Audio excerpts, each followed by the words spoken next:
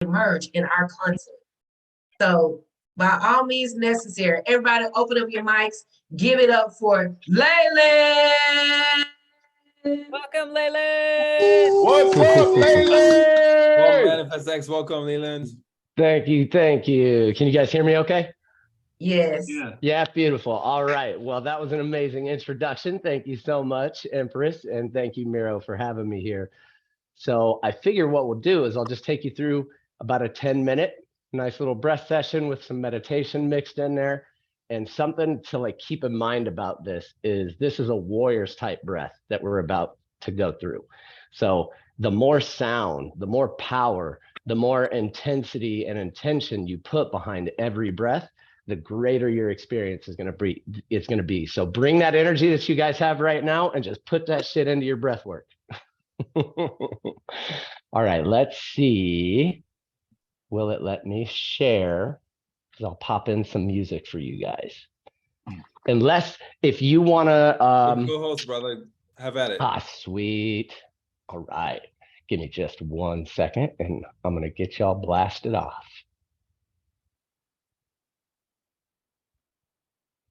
All right.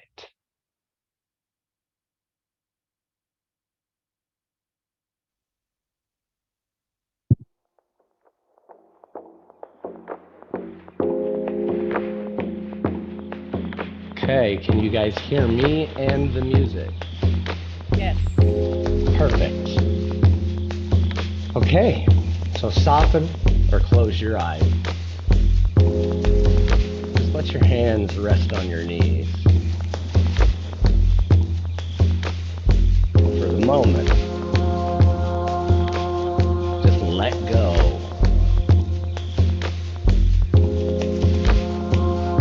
Let go of control, of expectation.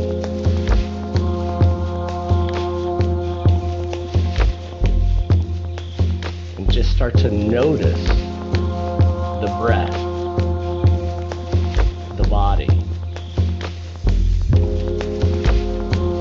And without judgment, and without change, notice where there's tension, where the breath may be restricted. And how's the mind? Is it racing or calm?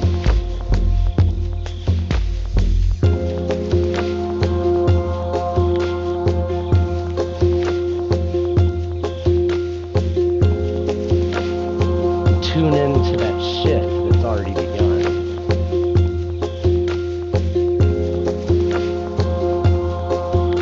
Starting in and out through the nose, breathing with that sound and power. Keep the breath even on the inhale and exhale. And slowly breathe in all the way to the top, all the way up and hold, all the way up and hold. Now through the mouth, exhale all the way out. In through the nose, out through the nose. In through the nose, out through the nose.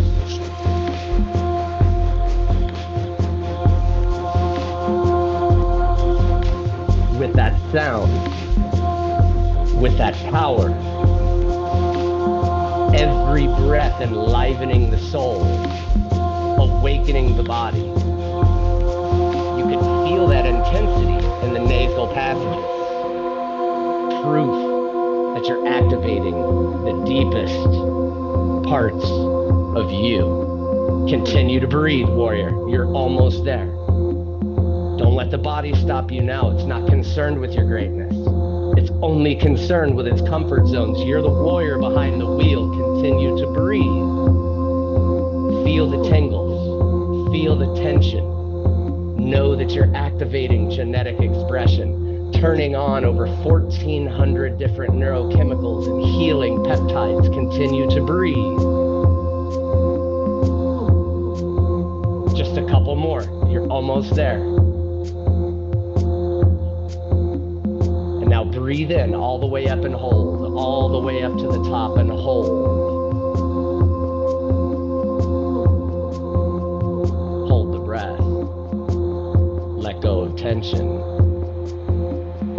sink into the ride.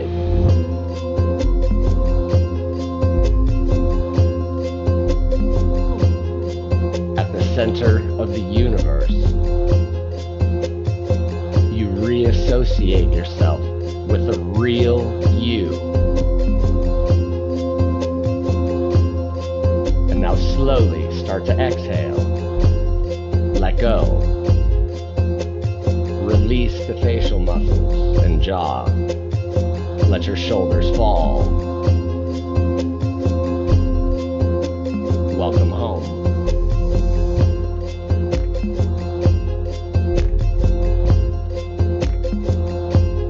Notice that connection to peace. That connection to source. That wave of energy moving throughout the body.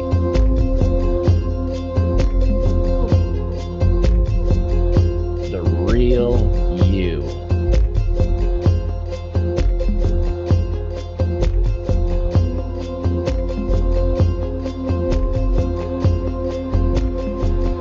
And now that you've associated yourself with the real you, move in further. Deeper, with more sound, with more power and intention behind every breath. Give yourself permission to go all in, warrior. In and out through the nose. Breathe in all the way to the top, all the way up and hold, all the way up and hold. Let your shoulders fall. Set that intention to go all in for you, through the mouth. Exhale, all the way out. In through the nose, out through the nose. In through the nose, out through the nose.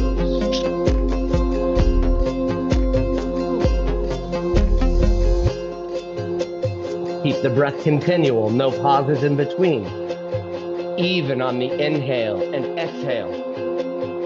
With sound, with power, with intention. Continue to breathe, warrior. You're almost there. Right around the corner from that greatness inside of you. Every breath awakening that warrior goddess inside. Breathe for you. If not you, then who? If not now, then when? Breathe, warrior. You're almost there. I know you feel it. That activation of the nerve endings inside of the nasal passages. Connecting us to that emotional seat of our consciousness. Continue to breathe. You're almost there. On the other side of that doubt and fear, on the other side of this temporary moment is everything. Just a few more.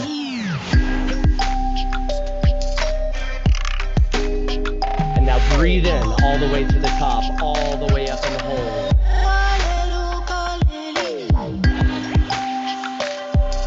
Welcome home. Hold the breath. Let your shoulders fall. Release the mind. And go on that journey within.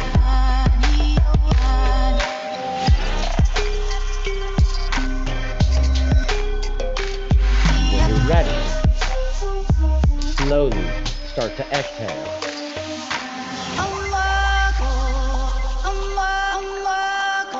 Sink. Settle. Surrender to peace. That connection to wholeness.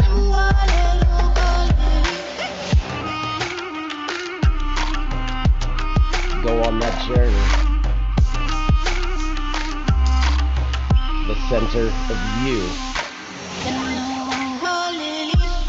The center of the universe.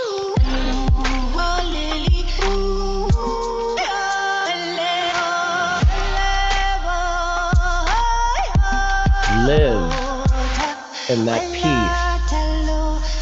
and oneness.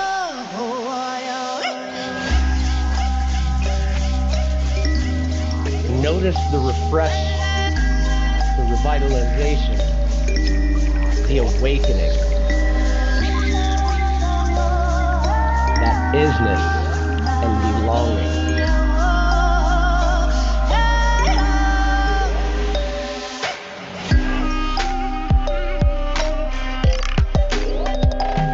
Slowly start to bring that back into the room.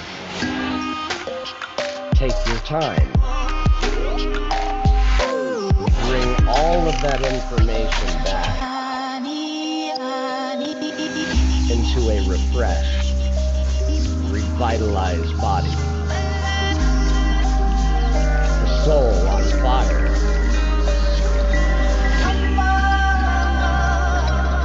Slowly start to wiggle your fingers.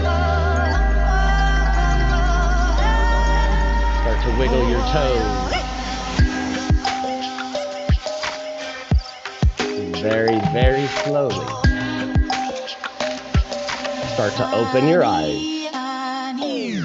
and make your way back into the room.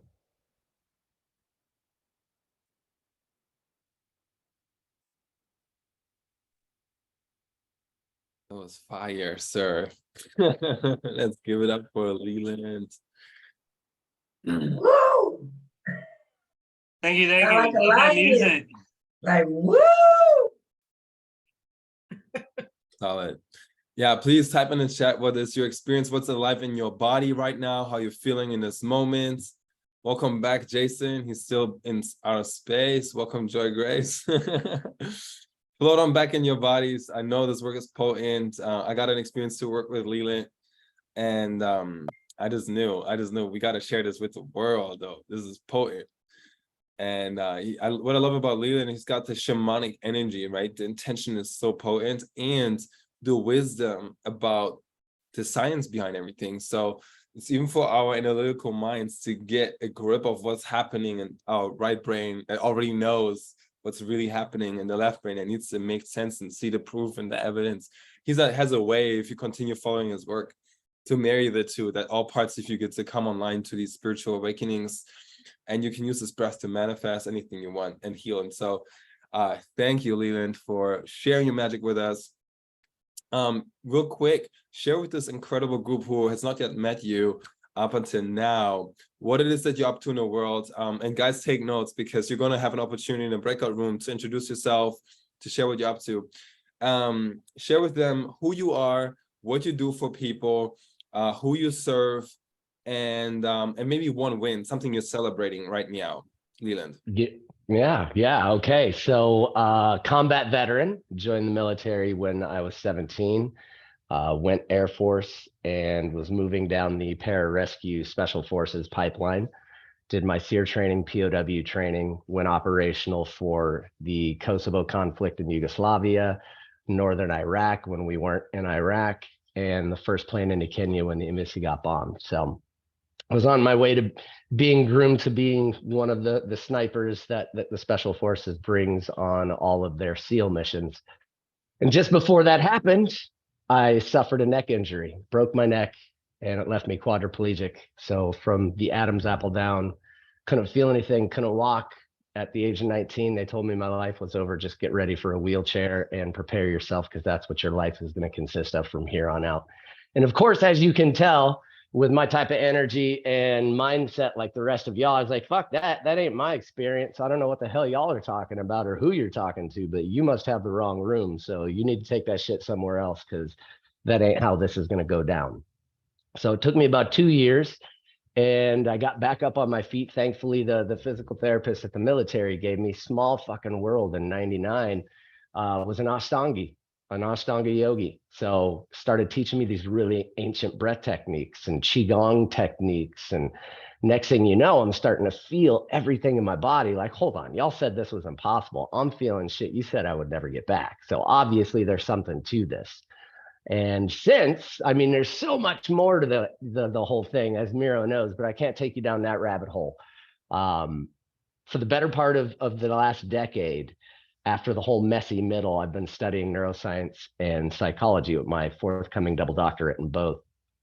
And I have found the connection, the patterns, the way to breathe, how long to hold, all of these amazing things that these cultures 7 to 20,000 years ago already fucking knew. We're just kind of catching up now with all the science. And just like Miro said, it's this beautiful mix and dance between the logical side and the creative side. So that way you find the spiritual side on your own. Because if there's one thing I never want to be is that mentor or coach that's going to give somebody religious or spiritual information or background, because then that kind of puts you in a box. So for me, it's just open up the logic, open up the power, educate and empower every single person that I come across, and you'll find that magic on your own for sure. So I am honored to work with our main folks, which are our veterans, of course, but this fits every aspect of life. Absolutely. Let's go, Leland. And share with us maybe something you're celebrating. I know I have some celebrations that involve you, and where people can follow you as well. Yeah, absolutely. So huge win today. Actually, we just got the notification that we're on for our retreat in October in Nueva Vallarta at the Nayarit resort down there for 5 days. So it's looking like it's October 17th. Or Let's yes, fucking go. 17th to the 22nd. Okay. Yeah. So I'm celebrating that because Leland and I get to work on his retreat together. He joins the Generational Worth Inner Circle. There's levels to this, guys. And at that level, we get to work together one-on-one, travel the world together, do epic retreats, and do, you know, I'm expecting we have some, with everything you're doing, it's going to be a 6-figure payday just to have the retreat experience. So I'm really excited to collab and connect with you on that. And congratulations for joining us. So I'm really excited about that. And there's more to share, more wins. What other wins do you have, Leland? Because I know you have more up your sleeve. Yeah, so a really big one, of course, one that I'm super attached to is we just got notification from a patient who's suffering from multiple sclerosis, MS. And if anybody doesn't know what that is, it's an autoimmune deficiency where your gut, your immune system actually attacks your neurological system and strips all the myelin, that coating that's over our nerves, that protective sheet that just strips it right off. So it creates all these lesions. Well, come to find out after her last ink and MRI test, she has not only stopped the progression of the disease, but is shrinking the lesions and remyelinating her nerve cells. So let's fucking go. Let's fucking go. Why don't we? So good. Beautiful. And where can people follow you? I know you have insane content on YouTube. I don't know if they're supposed to know this or not, but I'm telling you, follow Leland on YouTube. That stuff is insane. Okay. Yeah. 25-minute meditation is super fucking potent. But you tell them, Leland. Yeah, absolutely. You've got 3 different options. There will be 4 by the end of this next week that are just free offerings to the world, so everybody can get on there. 5 minutes, 25 minutes, and a 60-minute spinal cord injury and neurological practice that is specifically geared to helping people that I, like myself, paraplegics, quadriplegics, anybody with neurological disorders, heal. And you can also find us on our website, thewillfulwarrior.org. And we've got a whole list of other practices that you can find and download on there as well. Gorgeous. Let's go. And then last question for you, brother, before we send you off. And by all means, please stick around. We have some insane speakers and magic coming in, and you get to experience what we do. About the retreat, is that for everybody or who's that for? Yeah, it's absolutely for everybody. The first one, we're just going to bite off a little bite and take 200 people live. But we just also got notified by my brother, who's the production manager, cinematographer, all that good stuff as well. They're bringing a camera with us so we can live stream that shit. So even for the thousands of people that follow me who cannot make it to the retreat, all good. Half off, you can watch that shit at home. So good. So did you just say 200 people live in person? Let's fucking go, Leland. Let's go. Yes, sir. Yes. Okay. Please keep us informed about the details of that retreat. That sounds amazing. Absolutely, brother. Thank you. Let's go. Sweet. Let's give it up for Leland, yo. Spirit fingers, snaps, claps, whatever you feel resonates with you right now. And with that, we have a powerful day for you guys. I know we have some announcements, and I want to give us all. So we have so much good stuff, y'all. Has anybody noticed that the content of Manifest X Mastermind just keeps getting better? Like, we have some powerful talks, and then like new powerful people, and it's like, holy shit, I thought last time was the best. It's like, it keeps just what? Anyone else or just me? No, it's awesome. Yeah, so it's going to continue to get better. I promise you that. What you can expect is today we have 3:45 in just 20 minutes. We have Jay come back based on popular demand. Last time Jay Lawrence was speaking, we had 9 people on when we started. By the time he was finished, we had 21 people on. Literally, people stopped, said, this is crazy, called their friends, sent out the text, and got everybody on. In fact, if you feel a call that you already know, somebody you know is missing this, and they're going to have a blast, and you don't want them to miss out, you let them know right now. Let them know right now, because this is going to be hot, and we're going to continue to grow this community. Our community is growing to 100 paid members. That's our commitment. And so there's people who come in, they check the vibe, and they love it, and they're feeling the vibe with us, and that's cool. And then there are people who are committed members, people like Brittany, loyalists like Empress, who actually became part of the team, people like Eric, who don't just like come here and have a good time, they end up launching a freaking wealth acceleration summit. They end up like transforming lives, right, in a big way, and do something massively. So I want you to know, all parts of you are welcome here. Share this with your friends. Some people like to build something epic together. If you just want to connect, that's cool. If you want to collaborate, if you want to co-create something epic, extraordinary, manifest the fuck yes life, whether it's your first retreat or your next one, whatever it is, we can do that stuff together, and there's ways we can support you with that. So with that said, we have a few minutes, and what I want to do is I want to take give each of you the experience of what it looks like to really collaborate in synchronicity. Because one of my superpowers and Empresses and Brittany's and really our people who keep showing up, what we have in common is we're connected to some amazing humans. And what happens is when you put people together with intention and with breath, and we're already synced up on a high frequency, and you share vulnerable, like what's your boldest vision? What is your single biggest challenge right now? And you share that in a space, guess what? The resources, the people, the solutions, the systems that you need to make that real are right there. And so my request of you is that when we open up breakout rooms in just 5 minutes or less, as soon as I'm finished talking to you guys, is that you play full out. We want to be laser. That means, hey, no small talk, like no how's the weather, blah, blah, blah, that was cool, right? No, just like straight up. My name is, I'm on a mission too, right? Tell people what you're up to. My single biggest challenge right now is, what support looks like for me is. Yo. Eric says no. Cashflow Concierge says No, I said yo. I didn't say no. You just yo because you're on fire with this, or were you vibing, or what's the comment about? I'm vibing. All right, that's what I'm talking about. That's playing full out right here. This is what I'm talking about. So that's exactly what I'm gonna do. Share what your mission is. My name is, I'm on a mission to, my single biggest challenge right now, what you can support me with is. And what kind of things can support look like? I'm looking for clarity in the area of my offering. I'm looking for stages to share my message on. I'm looking for podcasts. I'm looking for, I don't know what I'm looking for. I'm requesting clarity, right? I'm looking for investors. I'm looking for new clients. I'm looking for clarity on my ideal avatar. I'm giving you some examples of what it looks like to get support. I'm looking to overcome these limiting bullshit beliefs that nobody wants to buy my stuff. Okay, y'all getting this? If you're getting this, unmute and say, I'm getting this. I'm getting that. Getting it. Okay, great. So you're going to be paired up with somebody in the breakout rooms who's done this before. So if you're totally lost, this is your first time, totally confused, perfect. There's going to be somebody with you who will guide you, and you can't fuck this up. Okay? Cool. Great. With that being said, it's 3:28. I'm counting on you guys to be back within 10 minutes and still have time to share after. Okay? So you got 10 minutes, you get to be laser, everybody gets to go, everybody gets to share, and no holding back. All right, get to All right. join your rooms. On your breakout rooms. I already did it. There you go. Very good. Excellent.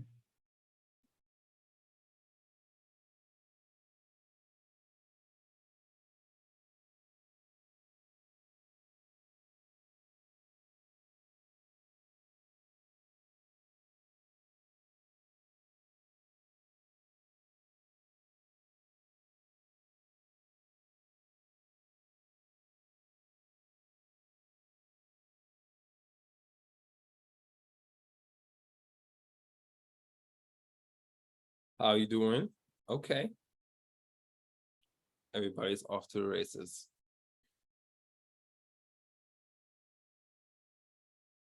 Good.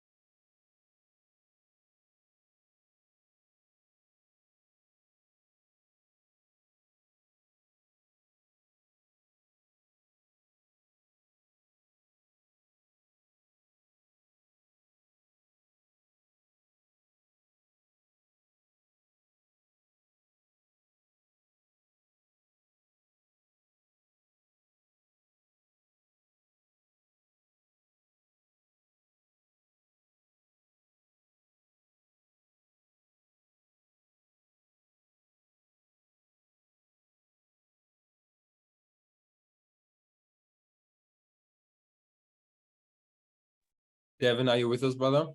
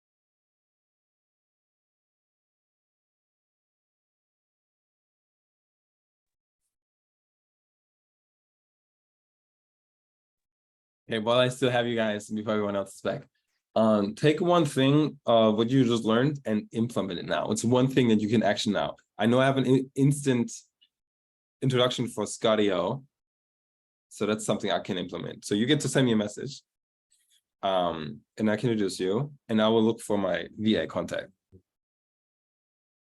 I believe in taking action in the moment of inspiration, inspired action. Mm-hmm.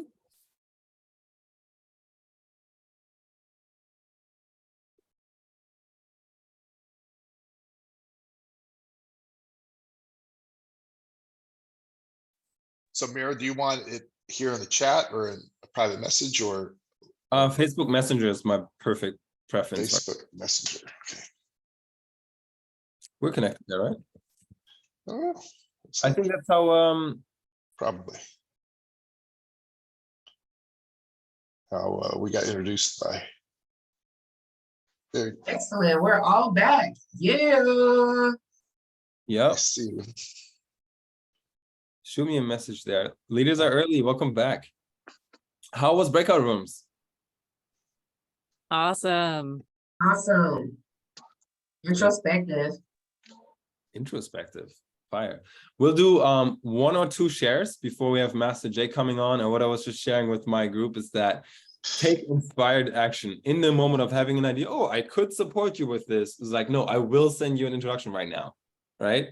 So take inspired action right in the moment. If you had resources, support that came up, implement it while you're on the call. Don't walk away with a to-do list. Walk away with a to-done list. Here's the things that I accomplished. Cool. And another note is that when you're sharing offers, of course, promote yourself. Like tell people what you're up to that people can hire you for. And what's going to get you the furthest is not, hey, are you interested in buying this from me? It's what's going to get you the furthest is I'm looking for the type of client who is, inspired by this and that, who's blah, blah, blah. Describe your ideal client and say, who do you know that fits this description? Who do you know that might need this? Who do you know that might benefit from this? Because who do you know is going to give us the opportunity to connect you, and people may say, hey, you know what, there's me. And that's great, but it's going to take, it just takes the pressure out of the conversation. Make sense? Makes sense. And also, Miro and Christine, I want you to connect to Joy Grace.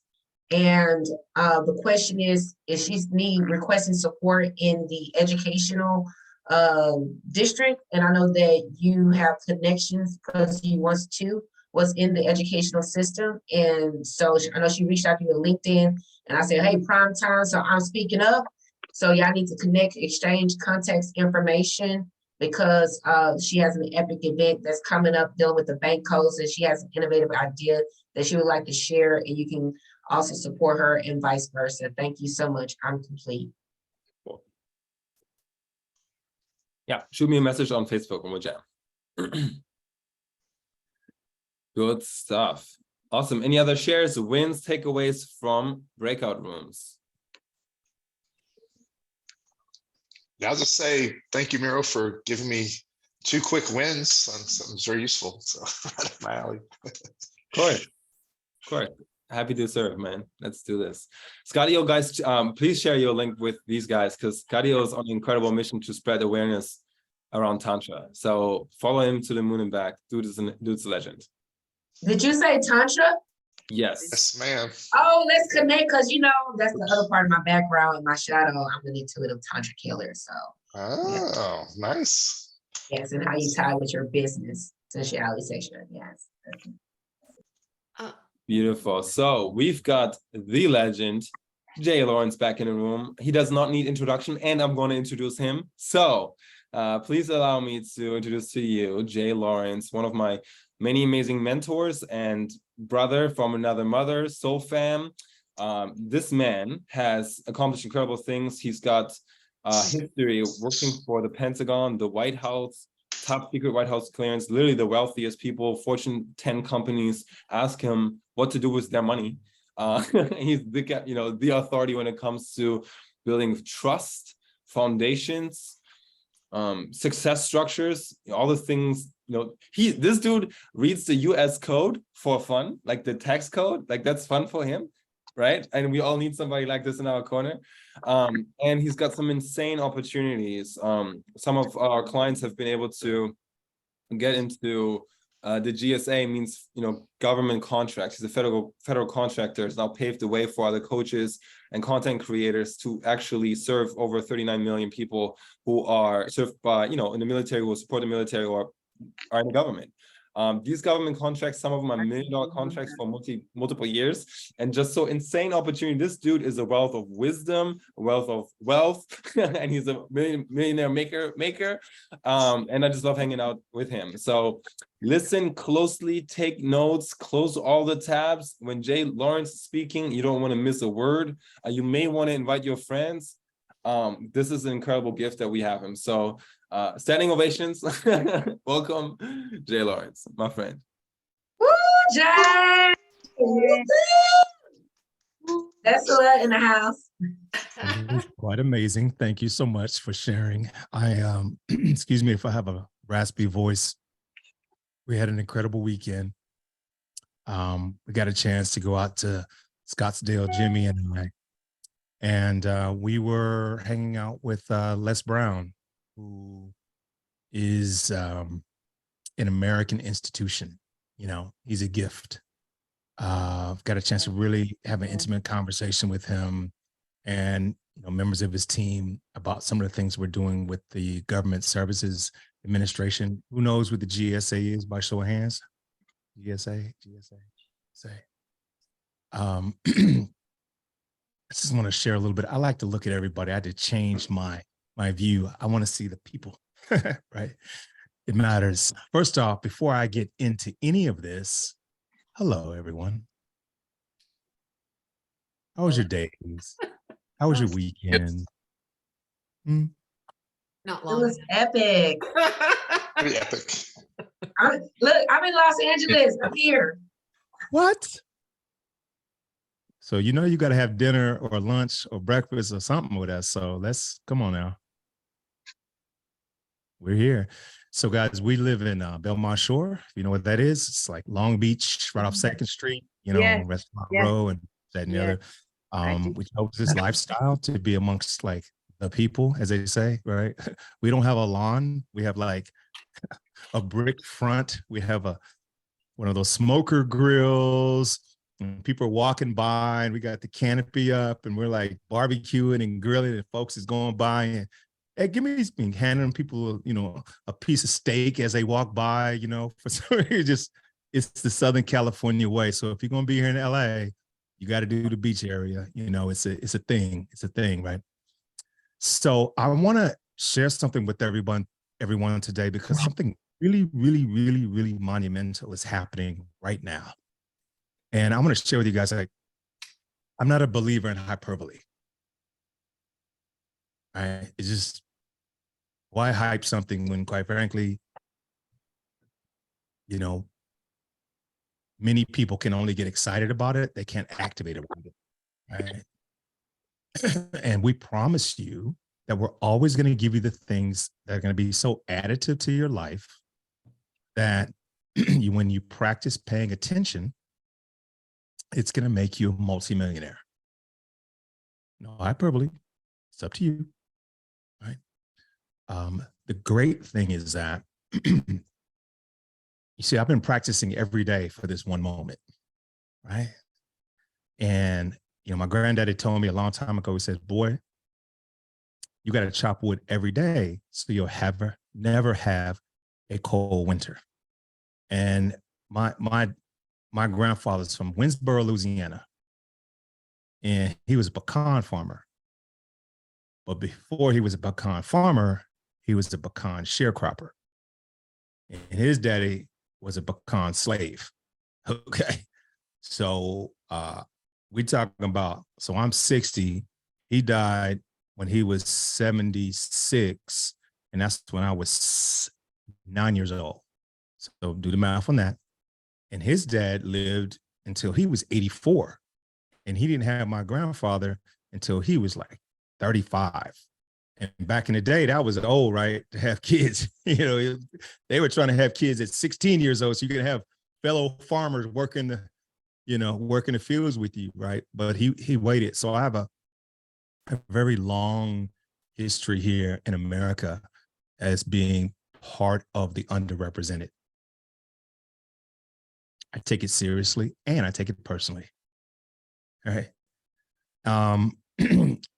So if anybody has ever gone and did, that either the 23andMe, or Ancestry, if you have, by show of hands, who's done that, taken that leap of faith to see exactly what your lineage is, right? It's quite illuminating. It changes the dynamic for who you are. And we only have a few people on. We have 12 people on today. I'm going to share with you a story of which it's a simple visual, one piece of paper in electronic form.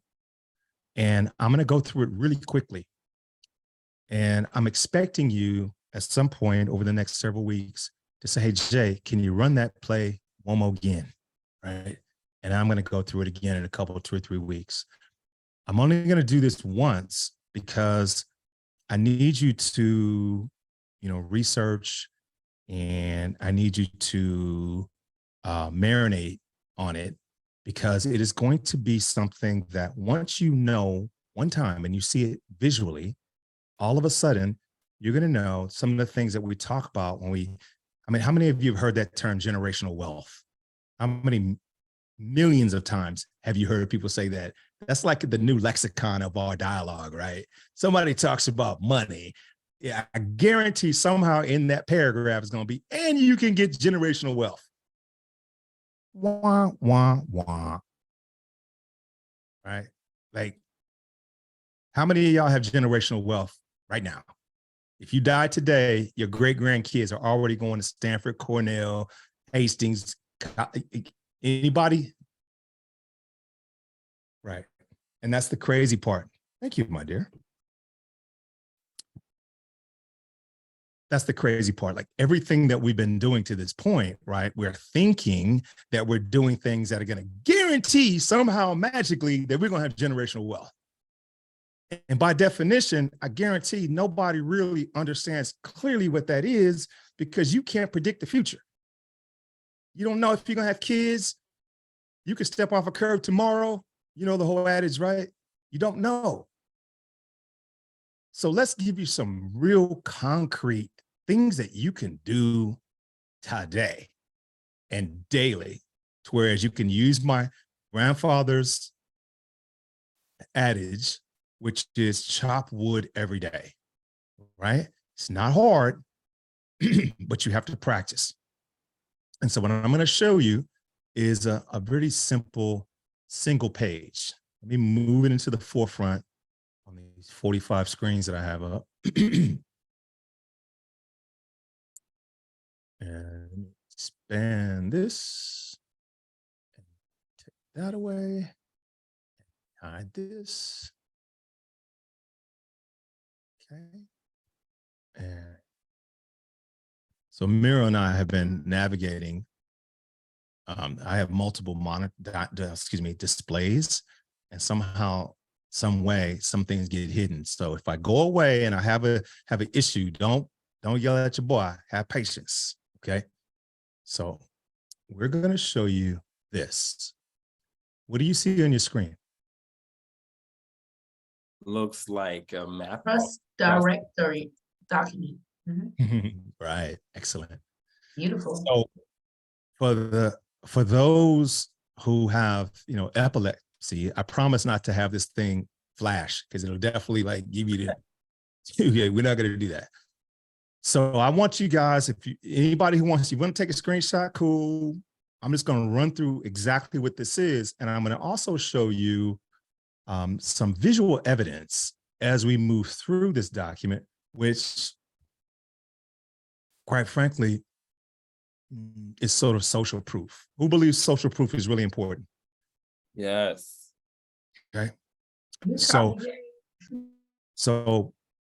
when we think in terms of social proof, remember we talked about this last week and the week before. We talked about the Supreme Court. We talked about like It's called defer to higher authority. Is there any other governing body in the world, since the United States is the what? World's largest GDP, right? We have the world's largest government. We spend the most money and we got the largest military. Remember that? So we the boss. And the 9 individuals that are sitting in DC in those black robes, they are the Supreme Court.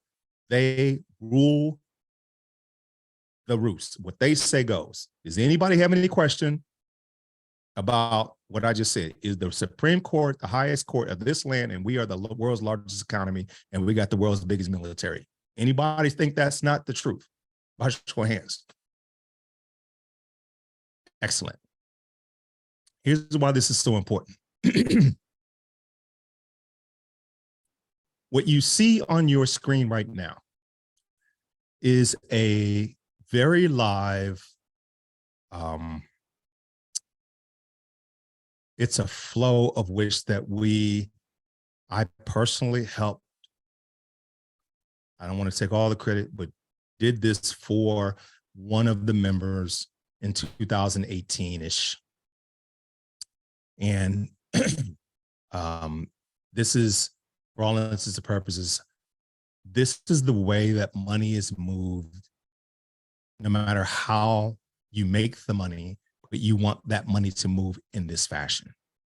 And for most people, when I tell you that each one of these entities, every LLC or C Corp or trust or foundation and all this other thing, all these other moving parts here, as it turns out, they like it. If it visually looks confusing, it's the visualization that is the thing that causes most people to want to step away from this. Because quite frankly, as I explain it to you, and I'm going to show you the actual evidence, it is the most simple way to grow your wealth on an annual basis. What if I told you that when you utilize this, you're going to retain at minimum 50% more profit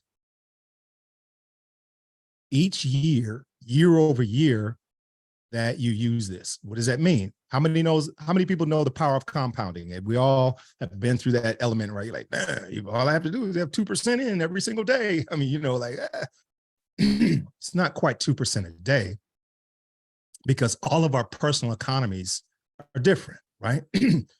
Believe it or not, some people are 100% totally fine with making $83,000 a year, maybe because they live in Tupelo, Mississippi, and the average economy down there is $35,000 a year. And if you're doing 85, you're doing 2.5 or more, right? Of your neighbors, you're probably living pretty good in Tupelo on $83,000 a year. Yes, pretty good. If you're living in San Francisco, you literally cannot afford a 100 square foot garage. Crazy talk, right? Like San Francisco is so out of control up there, and out of control. How many people are living in San Francisco County right now by show of hands? Anybody up there? I can't see everybody, but some people, nobody. So here's where we're going to go with this. I'm going to run down this, and I hope everybody is settled in and ready to go. And it's going to go rapid fire. I'm going to speak really quickly. And you can ask questions on the back end. Fair? That's fair. So listen fast, everyone. Okay, here we go. We got 10 minutes. And hey, Siri, set a timer for 10 minutes. 10 minutes, counting down. This is a story. It's about a family. You have a husband who happens to be an athlete. He is an NFL player. And this NFL player had $1.5 million worth of income that year. He wasn't a superstar, but he wasn't, but he was sort of just coming into, just before he got his second contract. Your first contract, typically, if you weren't one of these first rounders, the fact that you can actually have $1.5 million in consistent income, if you're not really a starter, but you get on the field, that's kind of what it is in the NFL. the unfortunate thing is, how many of you knew that NFL players are actually employees of their teams? So I'm going to ask you guys a question. I want you to write this question down. Jay, why does the NFL have each of their players for each squad listed as W-2 employees? Okay, not for now, but for later. Okay. And you have his wife, who's a real estate agent, investor, go-getter. She's phenomenal, right? As it turns out, while he was making the money, over the years, she was taking what was left over and investing it. And she was getting pretty good at it. So this is a particular year when he made 1.5 and she made 6 million. It may be hard for you. Anybody who's watching this on a phone, obviously this is going to really be for you to watch this on a larger device as a recording, but I just want to share this with you. So as it turns out, they had, you can see over here, it says 1041 tax system example income flow. And over here, it says 1040 tax form example income flow. So before they met us, they were living in this realm where they were taking money and they were taking the lion's share of the income that were coming in. Anything that they can write off was being written off through what? Real estate, right? Or interest paid on real estate. Those are the two ways you can write things off in America, right? That's it. Because as a husband and wife, you're only be able to write off $25,000, $26,000, some number like that as a couple. And if you're single, you only can write off like $12,000 to $13,000. Okay, not a lot of money. Well, if that's what you're stuck with, and you've got $1.7 million worth of revenue, again, 1.5 million and then 6 million. As it is that his 1.5 million, he was putting that in an LLC, even though the IRS was taxing him as an employee, because his real number was closer to, he was paying between the federal and the states. And did you know every time an NFL player plays in a different city, in a different state, you know, they have another tax that they have to pay? It's nuts. So when you add up, you know, all these cities that they have to play in, it's like being a musician. Anybody is a musician, anybody's an entertainer here? Right. And you know, when you go to different cities, you have a gig in New Jersey and you go to, you know, Washington, DC, then you go down to Florida. And if you're doing it right, your promoter and these people are paying you, you're going to get a series of what? 1099 saying, hey, you play here and the state is going, we want our money. Not the feds, the state, because every state, this is how they make money, right? They want you to come and spend dollars in their particular locations because they want you to have to pay taxes based on the work of which that you did in their state, but the value that you extracted from their community, they want their piece. That's the way it works. It's only fair, right? So this family, in this case, they were only really able to receive 40% of the total amount of income that this guy got from his contract. 40% was what would be considered their post-tax. So imagine you living on 40% of your post-tax income, but yet you have to pretend that you're an actual millionaire. You see, this gentleman, he went to a major university. He did get an actual degree, but his degree was not in statistics. He was not a financial expert. And he did the thing that all these guys want to do: buy mama a house, give me a big car. It's a thing, right? And it's not a bad thing to want to get your mom a house, but it's not a smart thing to get your mom a house when you're paying post-tax dollars. You have to pay with pre-tax dollars, right? Everybody gets that. So in this scenario here, I want you guys to be here on the right side. Their LLC had 1.5 million. They had $6 million coming in from a C Corp. Thus, then what we said to them is, listen, you need to take a personal income limit at 2%. So that 1.75, they basically took $150,000 as income. Again, what is K1 income? Somebody tell me, unmute yourself. What is K1 income? What type of income is K1 income? Is that where you pay yourself? Let's call it distribution. Yes, technically, you're right. If you're running the organization and you distribute a K1 to yourself, it's called a distribution, right? Another way that you can get money, right, is for you to receive money as a 1099. How many of us have had a 1099 come to us, of which that was whoever that entity was saying, hey, look, we gave you money. Now the government knows that you're personally responsible for doing what? Paying your taxes, all right? And then the third way you're getting money is what? W2, right?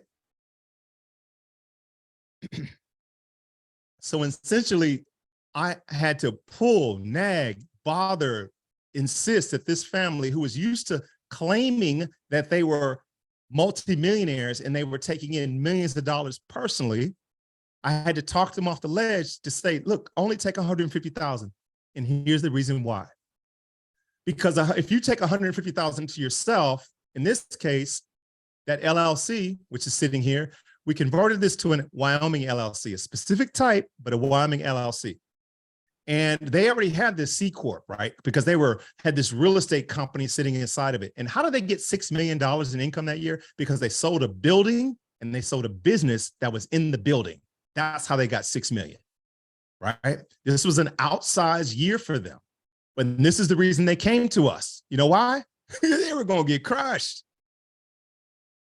They were going to lose 50% of the money just on taxes, right? It changed the dynamic of why would I even want to do anything when I'm giving away 50% of the money to the guys who didn't teach me how to handle the money? Get that? That's kind of crazy, right? Yep. So here's what happens. You add it up, they had $7.35 million. And what happened? This 1.6 went in, and that 1.5 went in, that 7 went in, 2%, 150 went over here to them personally. The rest of the money was distributed using a K1 to the business trust. Now, remember I said to you guys before, there's something known as a non-grantor, irrevocable, complex trust. Remember that. You wrote that down. This is one of those. This is a business trust. Why is it so important? Because a business trust of the ilk that I share with you, what does it do? It pays bills.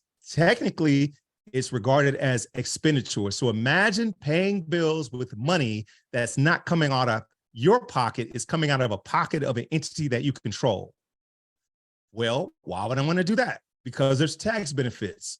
What are the tax benefits, Jay? Well, what if I told you when you spend $1 as a business trust for business purposes, 100% of that dollar is written off or deducted that year, 100%, not 30%, not 50%, 100% of the dollars. You spend $1 and you deduct it from the income. So by virtue, in their case, they had $7.35 million. They spent, see in red here, $2.5 million. What? That's a big number you spent, but they spent that money. And does it say, this is what is it? These parentheses, I guess, right?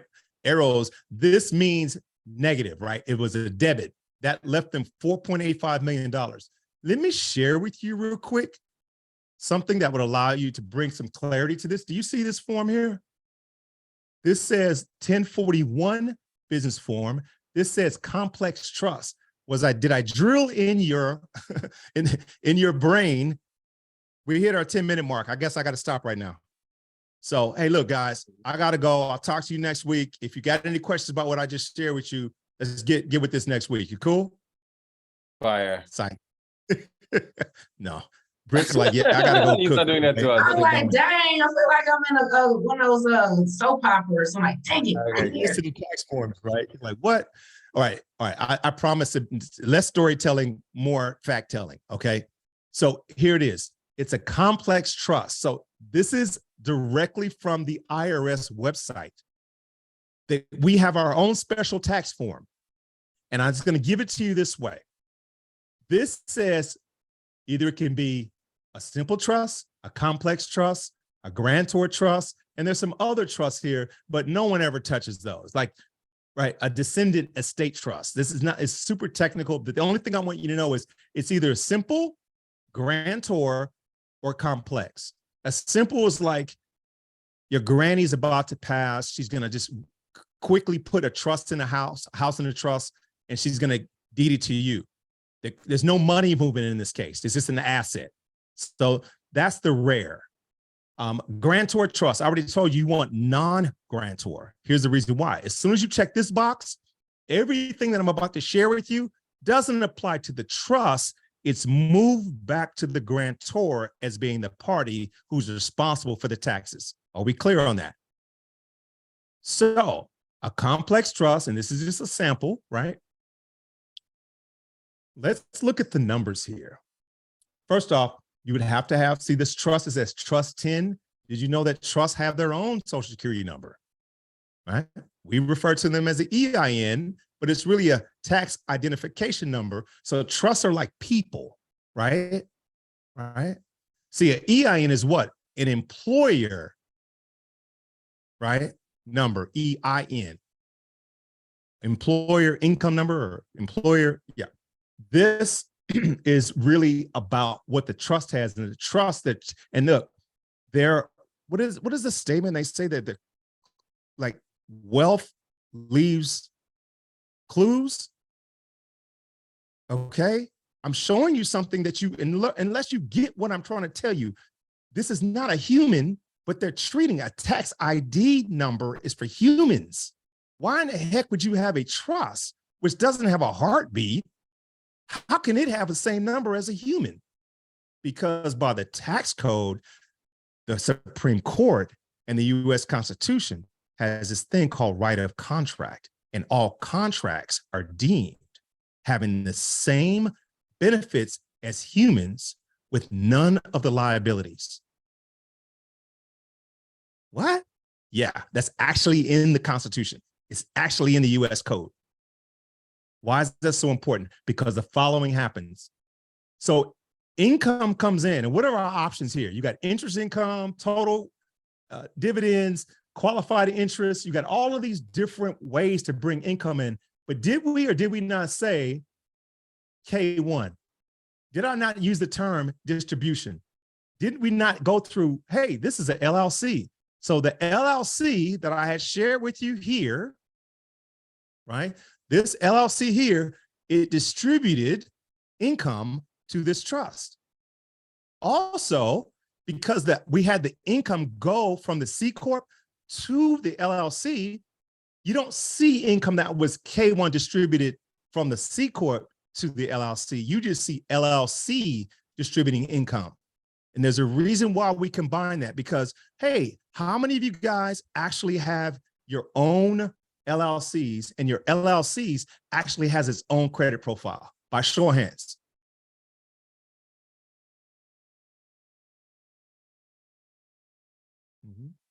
I got my own LLC, but I'm not sure about the credit profile, to be honest. Okay. So this should be slightly illuminating for you, right? You want to make sure you know what your paydex score. There's a whole teaching program, you know. Oh, yeah. So actually I do have that, but I haven't learned how to apply it to my benefit. Like I have an 80 paydex score with like 9 trade lines open, but I haven't got it to be beneficial yet.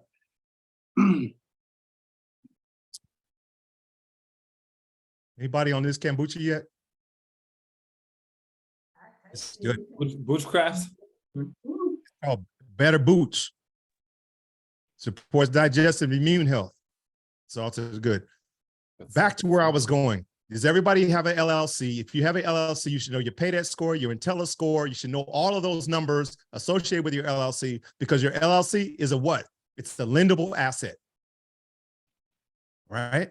So, Jay, why would you make sure that they run their run all the income through an LLC? That doesn't make any sense. That's an extra step that you have to actually account for on the books. Jay, why would you do that? Because the more revenue that you can show going through a lendable asset, that raises the value of the asset. Simple, right? So it's not a good idea to have these individual assets sitting here. Some of you guys have 4 or 5 LLCs and you've been advised, hey, keep those things separate. Well, the problem is at one point, you're going to want to go get money. And unless you can show all the money, at least going through one entity, even if they're distributing that money to other entities, you want to show that the money is actually going through an entity, because that's the entity that can say, oh, you've got $1.225 million that you run through this in 2023. Or you have $125,000 you run through it, or you've got $12,500. Guess what? Whatever you're running through it, you want to aggregate it all there, because you can get credit cards of 50, 60, 100, 150, 250,000, $1 million worth of cards and other lines of credit that are net positive to your personal credit. Somebody tell me why your business credit is a net positive to your personal credit. There are a couple of reasons. Somebody. No David. personal guarantee. Nope. Okay. That's okay. Could be in a situation that you are able to get credit without a PG. PG is personal guarantee. David, what do you say?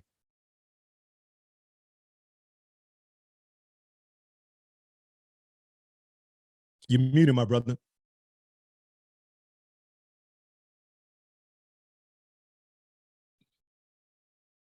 Go ahead. Say the question again. Say the question The again. question is, why is it beneficial to run your income through your LLC? How is your business credit beneficial to your personal credit? Oh, well, it's not going to be on your personal credit profile, and then you could mask the actual your personal debt if you choose to with it. And then you said as far as running the money through your corporation, because it shows you that you're profitable, and you could use that for getting more credit based on your income, because they may need bank statements, and that'll be proof that you're actually creating the income monthly.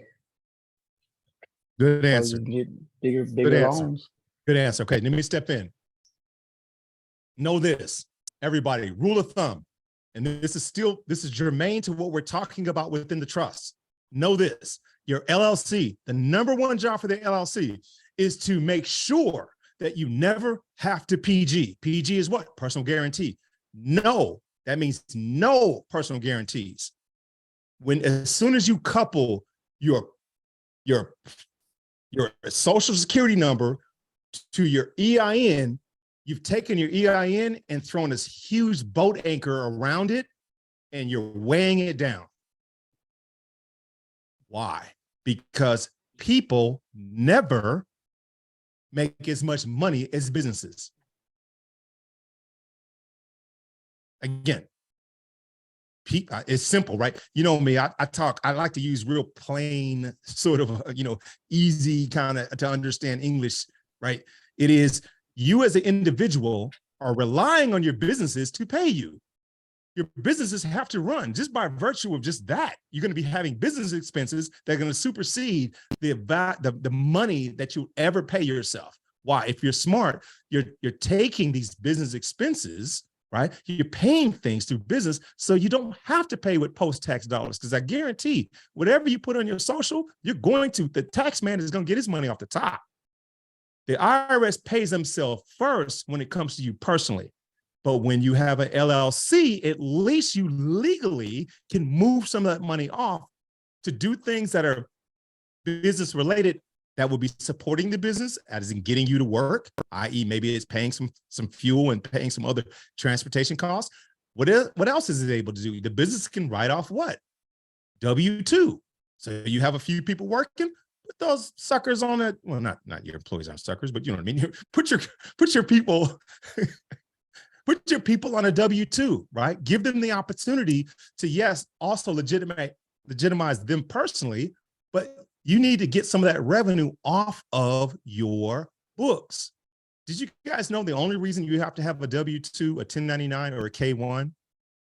It's because the IRS is giving you the opportunity as a business owner to remove the onus of you paying for things off your books and you're giving it to the book, to the individual or the company that received the money. Do you understand that? Yes. That's why they do it. This should be enlightening to some of you guys, right? Because you're like, well, why do I have to do all these forms? Why do I have to get all these 1099s out every year? Well, if you're running a company, you'd want to get all the 1099s out as whatever you pay, move it over there. Here's the benefit. It's going to lower the AGI. Somebody tell me, what's the AGI? The annual gross income. Age, Huh? income, qualifications. Empress, that's right. Good job, Empress. It's really adjusted gross income. You said annual, but I give you the A. Okay, it's adjusted gross income. You're adjusting the income down, right? Thank you. You're adjusting the income down, which is doing what? Lowering the tax base. The whole thing is, how can we legally lower the tax base? That's why. Okay. Now, I'm going to go back to the original scheduled program now, okay, and get back to that form. But I just wanted to make sure that we got a little bit in the weeds so you guys understand some of that basic stuff, right? The cool thing is that Miro and I and some of the other cohorts, we have decided to create some really tangible course material that over the next month or so, you guys are going to be able to jump in on. We're going to raise your level of actionable knowledge. We're going to make sure that when we're doing these events on every Monday, that everybody's going to be able to level up. You're going to be able to see benefits hitting your bank accounts. That's all it's about. Are we actually adding to the fact that you are creating more profit? And profit is only of which the revenue that you've organized so you can keep it. Make sense? Nothing else matters. It's all about the profit, whether there be the PROF, right? Or the PH profit. It all matters. And we want to make sure it hits the bank account. So here we are.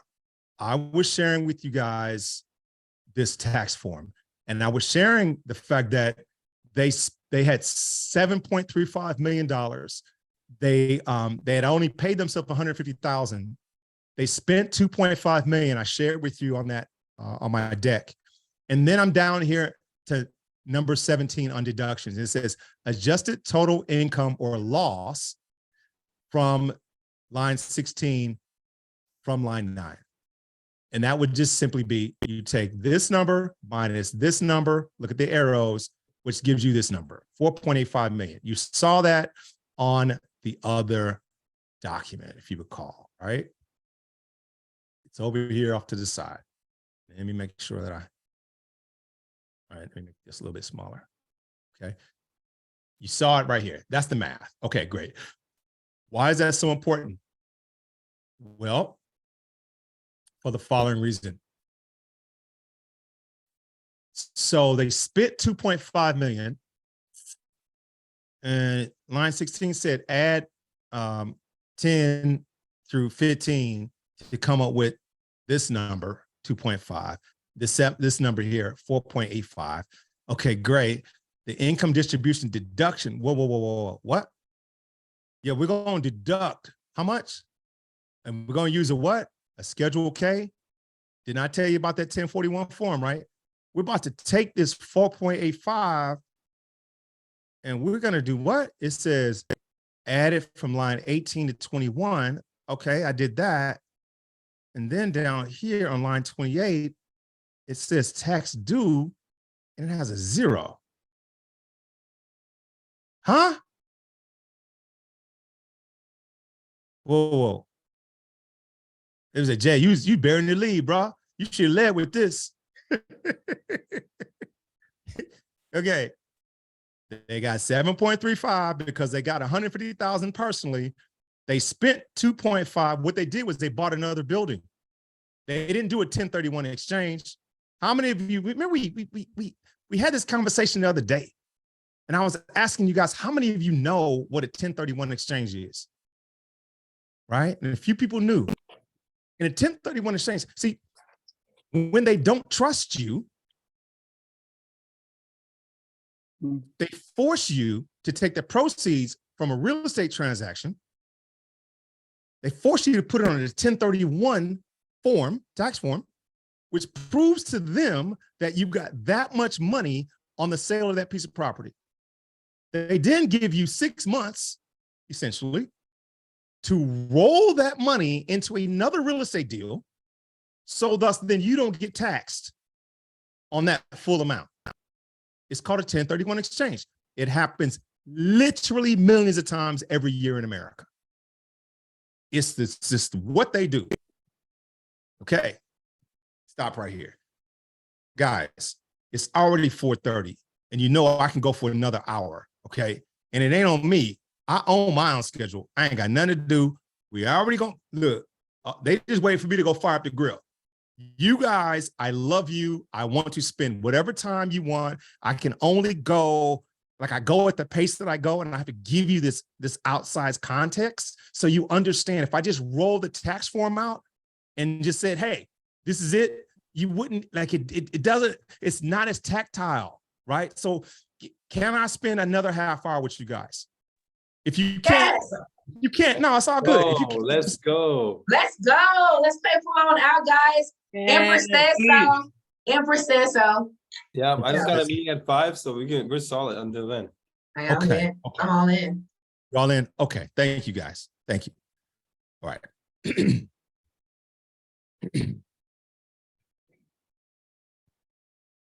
The magic here is the fact that where on this form, let's go through real quick. Let's go to tax and payments. Taxable income, 0. Total tax, 0. Total payments, nothing. Total due, 0. Overpayment, nothing. Amount of line 29 to be credited to 2021. If in fact you were going to, if you pay too much tax, right? And then you're expecting a refund.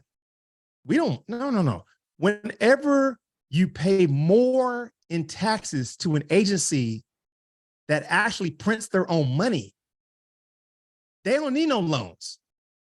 How many of you were counting on and received a tax refund this year? And I don't want to make anybody feel bad, but let's give it to us. Tell us exactly, did you have to pay, did anybody get a tax refund this year or in the last 5 years? Mwah. Britt, I love you, girl. She's anybody else? Brittany, she's the only one. Brittany's the only, She ain't the only one. Okay. Mine's Okay. 0 this year. I usually be on. I balanced my books out. I know Eric Wesley got a big chunk, right?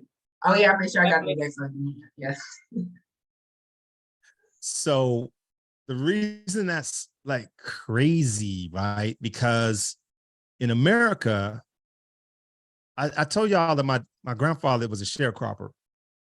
And I think this is also one of the reasons why I was so determined to drill down to actually learn what those who are multi-billionaires have been able to leverage. Everybody thinks that God's like, what's his name, Bill Gates, that he's like brilliant. He's not any more brilliant than other brilliant people. He don't have the world's like highest. He's just not that guy. To me, he's more an opportunist. And maybe that's part of his genius and his brilliance, that he's an opportunist, right? But I'm going to share this with you. His mom is the one who had the trust and the foundations before that dude was even born. And so what I just shared with you, right, thank you, yep, Britt. What I just shared with you, they had this thing set up. So the reason that Bill Gates was able to take profit and turn profit into more profit is because he was never paying taxes on any of that money. He was putting it in private foundations where the really banks. Let me share something with you guys.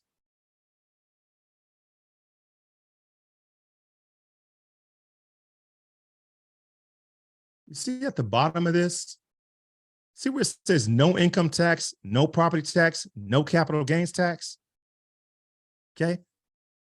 This thing is a non-operating 501c3.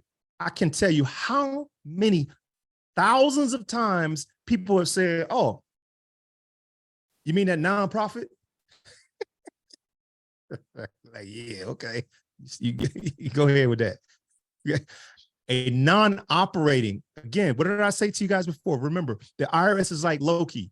Remember Marvel, Loki, what does he do? He doesn't lie to you. He just doesn't tell you the whole truth. So how is it possible that there's a real working entity that's in the US tax code that's a non-operating anything? Do you want one of those? No. I don't want, no. Hey, wait a minute. Jay, time out, bro. Time out, bro. Time out. You mean to tell me that this thing right here, this business trust, okay, this thing right here is really, it's really, it's really complex, and you're being advised. Now, let me tell y'all something. You're like, you guys are being advised, right? You're being advised because this thing is complex to do what? I want to do something simple, or I want to be the grantor, because the grantor, I'm granting, that must mean I'm the boss, right? So I want a grantor trust, right? That's kind of what I want. Loki, what did I tell you about the trust? They say complex, your tax advisor, your college professor, your CPA, your H&R Block person, whatever you got, your aunt who does your taxes, they're all saying the same thing. Don't do the complex, do the simple. Remember when we was young, when you had that 1040 easy form? I was like, easy? You will guaranteed to pay more taxes if you use that easy. I mean, this right off the bat, they just say, no problem, here, check that box. You're giving the government an extra, and typically you use it easy, we don't have that much income, but the ratio of which the taxes you're paying on the easy form, did you know that it is typically 20% more on a ratio than a billionaire is paying on their taxes? But you have hundreds of millions of people paying that small amount that adds up to trillions of dollars. Every 10 years, the IRS had predicted that the easy form would add at least $1 trillion to the national bank account. What is that? It's the IRS. Just for that one form. Because they said it's easy. And we're Americans. What do we want? We want the easy life. Don't make it complex. I don't want nothing to do with it. And the reason I was going down this pathway, you guys, is because the following. I asked you, let's go back here. Close this up, give us more real estate. Okay. I asked you, I was saying, well, where, see, it says total tax from Schedule G, Part I, Line E. Okay, do I have to have a Schedule Z? Let's go over here. Schedule G, what does it say? Tax on taxable income. No, got none of that. Tax on lump sum distributions. Oh, I don't have that. When I look at this, but there's no tax on money that's coming in that was sent in on a K-1. Okay, alternative minimum tax. Well, no, I'm not going to do alternative minimum. I just want to go straight up. So you have these little, caveats here, but guess what? None of these apply to something that was as simple. Does it say, let me go here. It says it's Schedule I on Form 1041. Is that Schedule I or Schedule 1? Let's go to Schedule G, Schedule, wait a minute. Okay, wait a minute. Where's Schedule I? Wait a minute. There's no, from Schedule I, 1041 form, line 54, okay? All right, wait a minute. Hey guys, do you see a line 54 on this form? No. Right. Only reason I'm taking you through this little simple exercise is I want you to understand there's no Schedule C or Schedule E on the complex election on this form. What does it mean? That meant that that family spent $2.5 million and they wrote it all off. There's no itemization.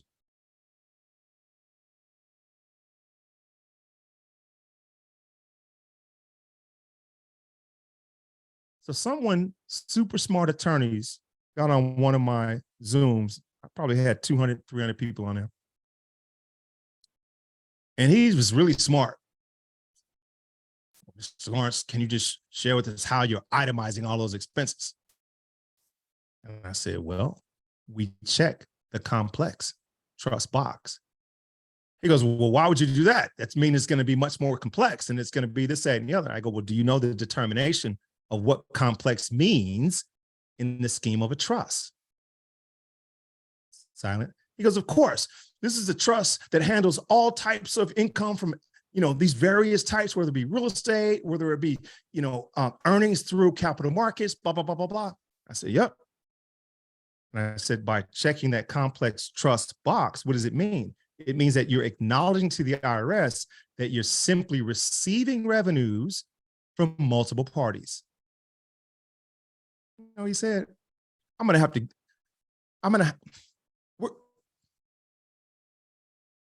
going to look into that. And I'm sharing this with you, no hyperbole. Like, we're going to look into that. You know why?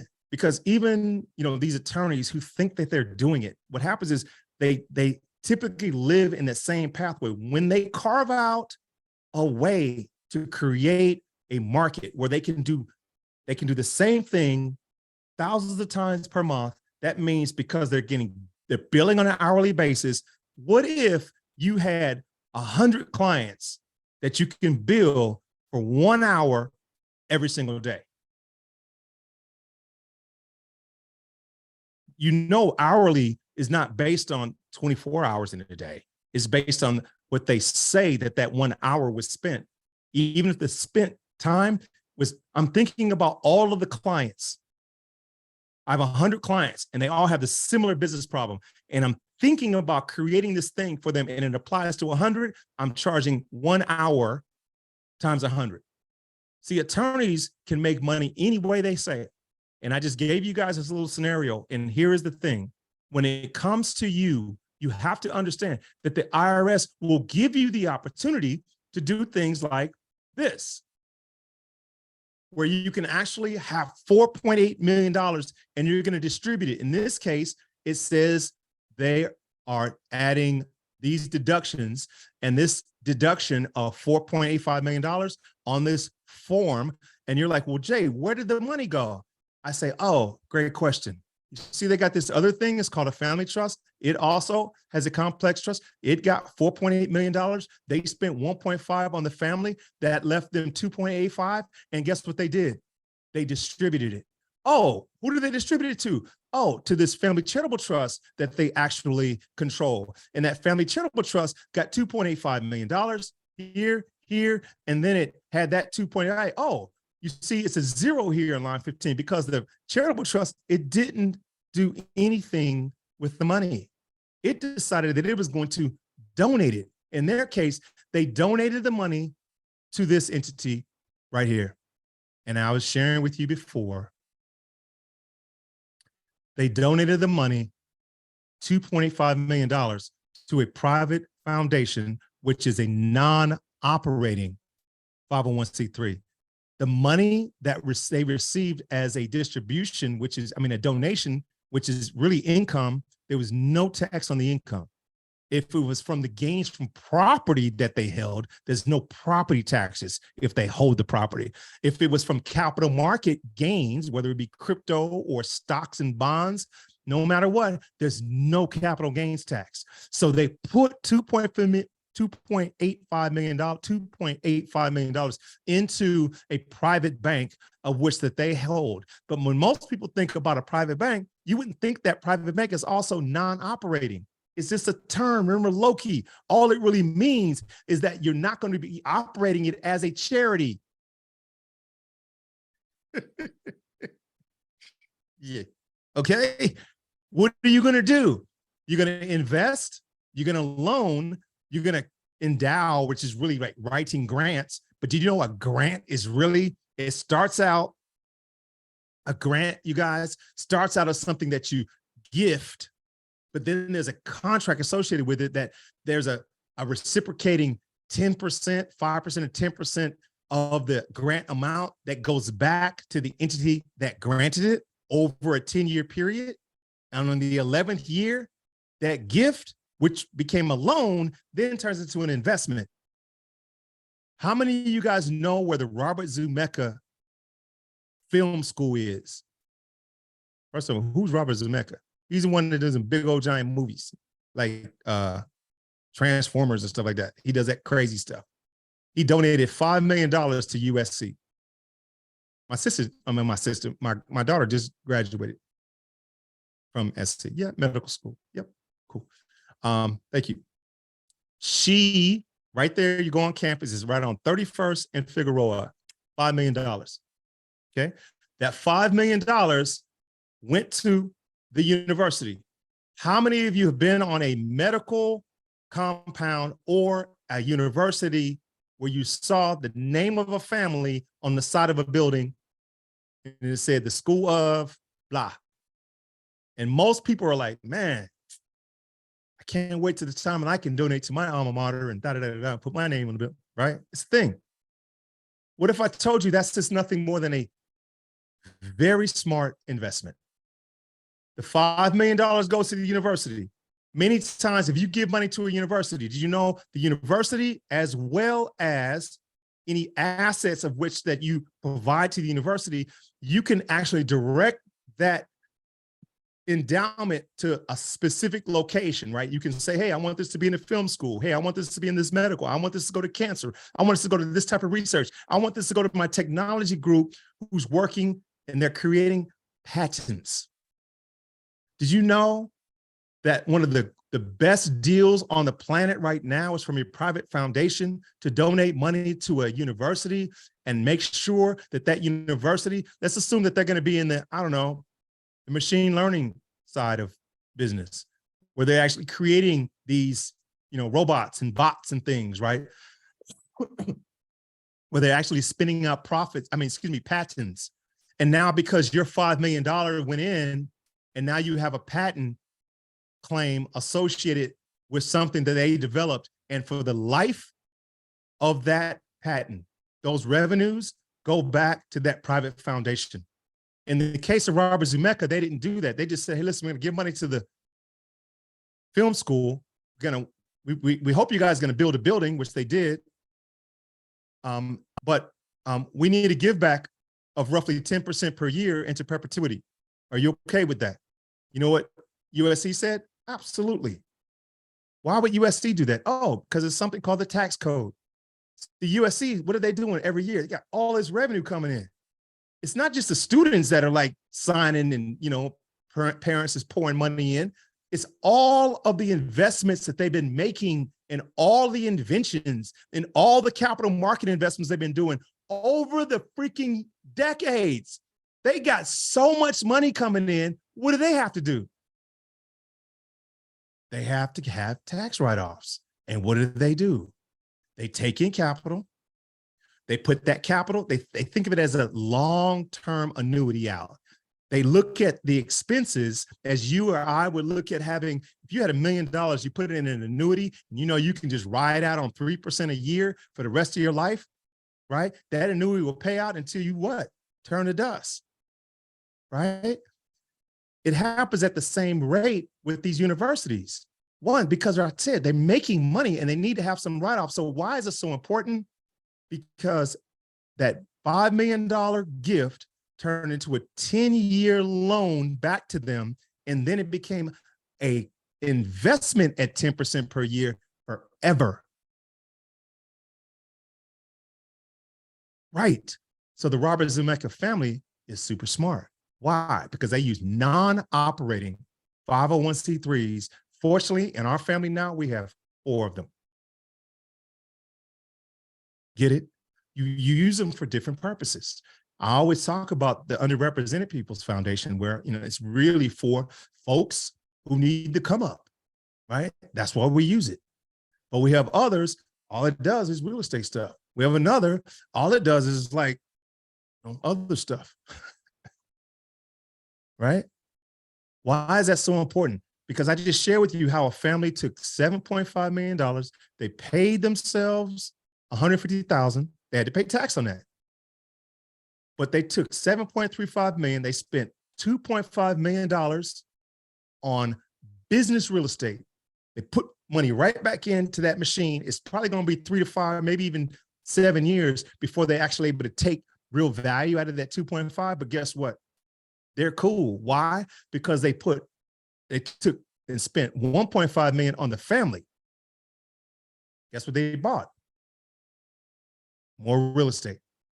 But it's in the family trust, because they in your family trust, they have beneficiaries. And for them, they got kids. They were buying real estate and doing Airbnbs in the name of their kids as trust. You know, you can have a personal trust in your name. Your personal trust in your name. I'm wrapping up in 11 minutes. Your personal trust in your name. Here's why it's so important. What did I tell you before? What happens in real estate? Hey, David, are you in the real estate business? You bought real estate before?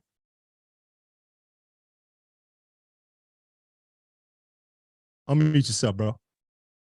Yes. Yeah. Airbnb and just land. Excellent. Stay here. So there's 3 basic elements to real estate. Number 1, somebody's got to have a FICO score.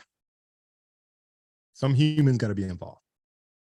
Number 2, somebody's got to have the money for the down payment and guaranteeing that the money that's going to be paying for the mortgages, that you can debt service it, right? They want to know you can debt service the loan. Who are they?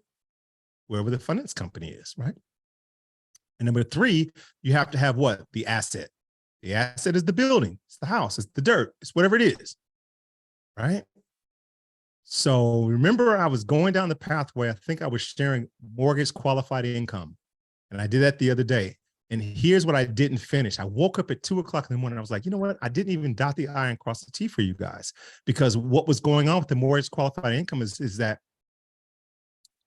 remember when I said in the early 2000s, when you can just walk in and say, hey, look, I make this much money and I got this much money in the bank. Those are no doc loans. And I said, they dried that up in 2008. And then everybody had to come to Jesus. That's why the whole real estate market crashed, because only 20% of the people actually had what they said they had, right? Well, as a trustee, as a fiduciary in the trust, we never have to show. They say that you're a fiduciary. So how much money do you have in the bank? And can you make the payments for at least 3 years? And you put this in a letter, and that letter is proof, period. Period. FHA has this actually on their website telling you exactly how to do it. If you wanted to get an FHA loan, and basically you're going to finance the FHA loan using money from a trust. It's you being able to guarantee that it's there. You know why? Because your title is called trustee. They trust you. And look, success leaves clues. Your title is trustee. They let you tell them by stating how much money you have. We tell stories, never lies.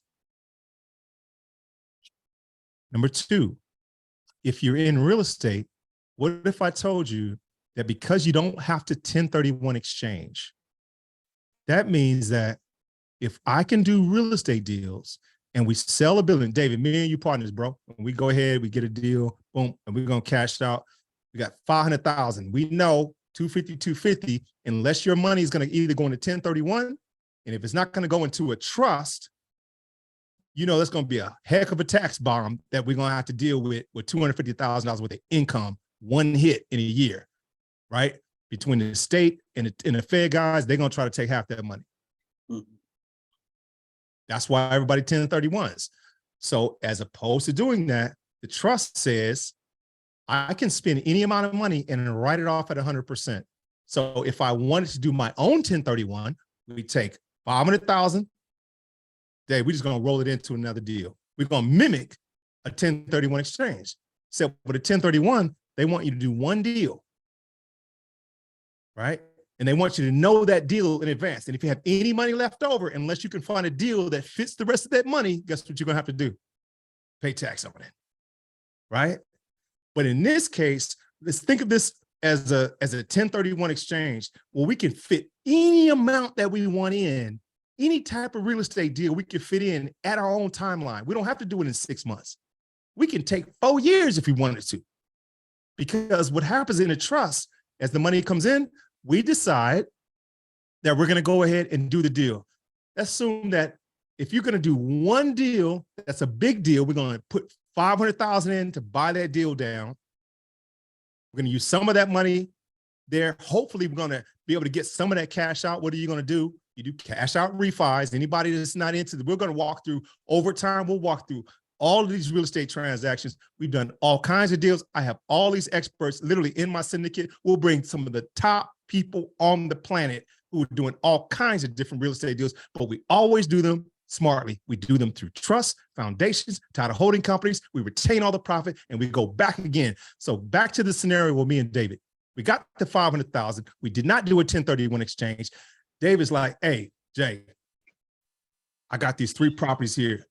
I know if we go 100, 100, 100 in those, we could take each one down with 100,000. I'm like, you know what? There's this nice spot right around the corner. I believe it's a $2 million baba. We can drop, if we drop 100, if we drop 175 in that, I think we could buy down that other 25. We could use that for some closing costs. Maybe we could pull out a little capital on that. You cool with that? Yes. What did we do? We bought 3 new properties in Davidstown. We bought a building around the corner for me, and we each walked with like $12,500 in cash. As opposed to doing one deal, we did 4 deals and got some loot. What's the difference? When you are operating with a private foundation, it is a freaking bank. And you operate like a banker. And in case y'all don't know, bankers are the boss. It's 4:55. Does anybody have any questions before we wrap up? That was amazing. That was epic. I had to bring David, and I am in his Airbnb right now. He's my friend. And he's an expert. I want all y'all to collab. Jay, Miro, I want y'all to collab with David. He's here in LA, so yeah, powerhouse. Hey, what city are you in? At the right area. Los Angeles. Hey, how you doing? Are you in LA? You in LA? Oh, you talking about me? No, I'm in. Oh, you talking I'm in. I'm sorry. I was talking to David. What's up, Emir? We're talking to David right now. Oh, Los Angeles. I'm in Belmont Shore. Yep. Scotty. Yeah, thank you. How much does it cost to set up the trusts, and is that easy to do? It costs you taking a course, getting a certificate. The course is $10,000. After you take the course and you prove that you know what the hell you're doing, then the Underrepresented People's Foundation literally gifts you, by granting you, the whole setup. Stuff that we used to charge $50,000 to $165,000. We're just not doing it. We're doing it this way. Take the freaking course, learn what we're doing, understand it. You prove it. You have to get 100% on every single module. There's 24 modules. The only way to go through this thing is to ensure that you're operating with absolute mastery. Because I guarantee, here's what's happening. If you have a trust, a non-operating private foundation, and you have a title holding company, which is a 501c2, when you have that thing, it's like being a Jedi, and now you got a lightsaber. If you do not know how to wield that thing, you will chop off somebody's hand. Okay, yeah, because you have so much power now. You can do so many different types of deals, and you have to be able to sort of like operate as a banker would operate, right? Because when I tell you that, when you can write a letter and say that you have the money to do real estate deals, if you're not somebody of integrity, you can write that letter 2 or 3 times. Ain't nobody gonna know until you can't make the payments. You get where I'm going with this? You have to live within the confines of your own integrity. Somebody tell me, what's the definition of integrity? Do the right Do thing. what you say even what though you're it's gonna do. working. Definition of integrity, what work and what don't work. So functional work. All Okay, aligned. somebody give me another one. Do what you say you're gonna do. Being in line with your own morals. Somebody give me, you guys are all close. Give it to me. Being in alignment and following through with your commitments. Especially when no one's around, Mm. right? It's easy to be where you're supposed to be when everybody's watching. But what Brittany just said, when you're the only one in the room, right? That's why you have to walk through the course. That's why you have to do it. Again, I've gone to the days, and I will tell you that we have a white glove service. And when I say it's $50,000, it just is. It well over 200 and something families over the last now 6 years that have done this. It's not like we don't know exactly what to do, how to do it, to win. But the thing that I've learned is that the families that were just like white glove, they already had, an in-house accountant, or they had, they were really doing is we set up family offices. So they had their own infrastructure. But the average person who's working on building the bag, most people don't have all the infrastructure. So people were coming in, getting their trust foundation, the whole thing. I had a guy who was like, man, look, I got $200,000 for this whole thing. Let me pay you extra. And I go, why do you want to pay extra? He says, because I just want to make sure you get mine done first. I said, well, let me tell you how we're going to do this. Let's call in my Uncle Tony, who is an enrolled agent. Who is an enrolled agent? Ken Conklin, we see you. What's an enrolled agent? Somebody tell me. What's an enrolled agent? Nobody knows? The one that work for the government, like they know the codes? I don't know. Man, you guys should be great note takers. I've said this a couple of times already. An enrolled agent is a CPA who is licensed in all 50 states. Why is it so important? Because almost every enrolled agent is actually, what's going on, sir? Every enrolled agent is a former IRS auditor. That's why they're so important. Right? So you guys do the math, go out, do your research, figure it out. But we have enrolled agents. And the reason that I'm walking down this pathway is this. Simply having the knowledge of how a trusts, how foundations, right, how title holding companies operate. In a couple of weeks, I'm going to share with you guys from the perspective of a real estate title holding company and what kind of absolute ninja, Jedi, I mean, like crazy power, crazy. I will just share this with you as we end. There is one piece of real estate that's got 2 buildings on it, and it's in Las Vegas. And when they created this thing, they did it inside of a 501c25. A 501c25 is a non-taxed real estate development corporation. Now, how freaking profitable is a casino going to be when it's going to have to pay on taxes?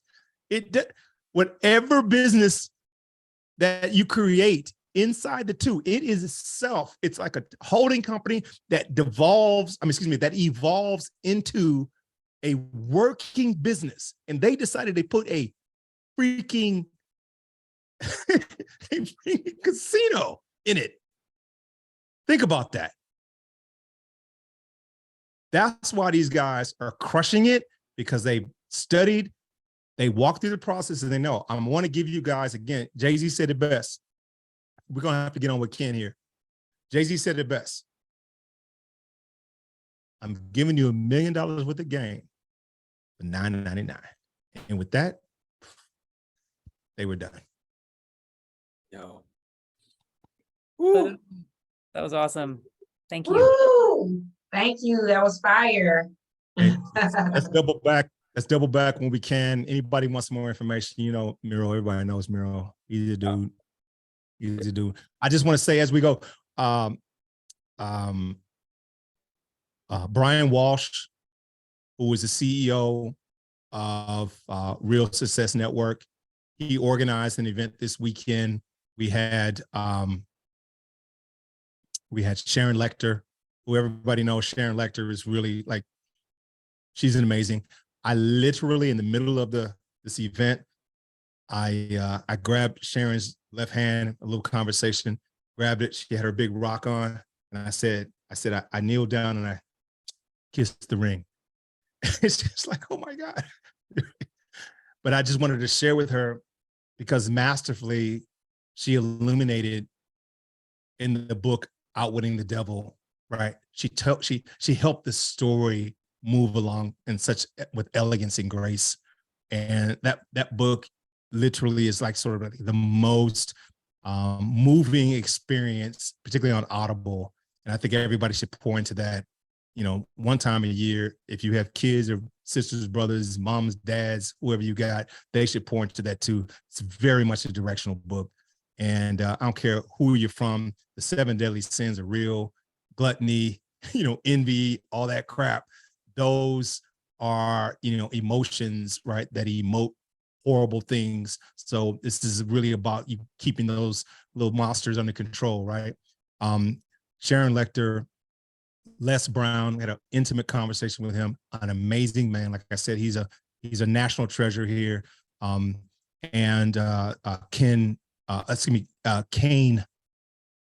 McConkin, Kane Monkey, Kane somebody. Anyway, I'm sorry, but Kane is he's an incredible guy. He and his wife, and but I'm sharing this with you because we're bringing this level of experience and talent into our universe, and I want you guys to know that it's time to level the heck up. So if we put out the notice that we're going to have Les Brown on, and Les is not going to sell you anything, right? All this time you guys go to all these different events, everybody's trying to sell you a course or do something, right? We're doing this through the Underrepresented People's Foundation. This brings them in. They're going to be coming to either one of our Content Cabal events, which we have, and Miro and I and Empress are working on something called the Insiders Only Club. You guys know how it operates and why it's so dynamic. But the reason we're doing it this way is simply this.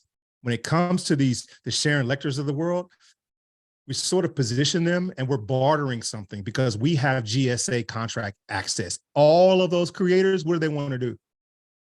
Everybody wants to get their course with the GSA because the GSA, what do? Like, you have multi-year, multi-million-dollar contracts that never go away. Hello, that's walk-away money, right? So I'm using that as the carrot to take these top leaders and have them come inside for free. Because we're bartering our services. We're taking what they have and then putting them on. Like all of a sudden, I become, what's the guy? Oh, from The Godfather. Remember they used to come into his office, right? His daughter getting married and everybody's dropping off envelopes, checks, envelopes. But this is the only way that I know. My grandfather told me, he says, boy, always use your superpowers for good.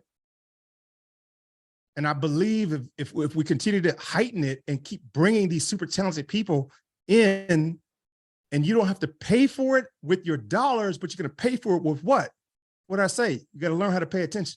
You'll pay for it with your attention, right? And then when you have an opportunity to get to your trust, your foundation, all this other kind of stuff, then what happens? That you're not, no one's hitting the lottery anymore. Everybody's strategic. You're using wealth creation, wealth preservation, and wealth growth like a scalpel, right? Surgical precision. You hit it big because you did a great job, or you had, like with Miro or with Devin or some of the other guys, you guys do these famous, $100,000, $500,000 or $1 million days. Some people are scared of that. This was blocking you because you know damn well, excuse my language, but if you got $1 million a day and you don't have the right structure, all of a sudden you're trying to figure out how to deal with this tax thing. Raise your hand if you know the feeling that I'm talking about. Right. And if you're not raising your hand, it's because you've never had that feeling. where you made $1 million in a day? Real talk. So this is the reason why. So we're assembling the Avengers without all the blood, and we're not going to be, you know, nobody. We're not going to snap half the universe away. No Thanos, right?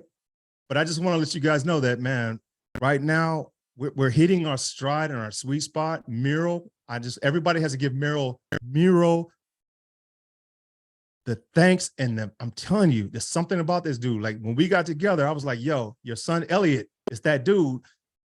But it's a reason why Elliot is this great young man. He's getting it from you, sir. Okay.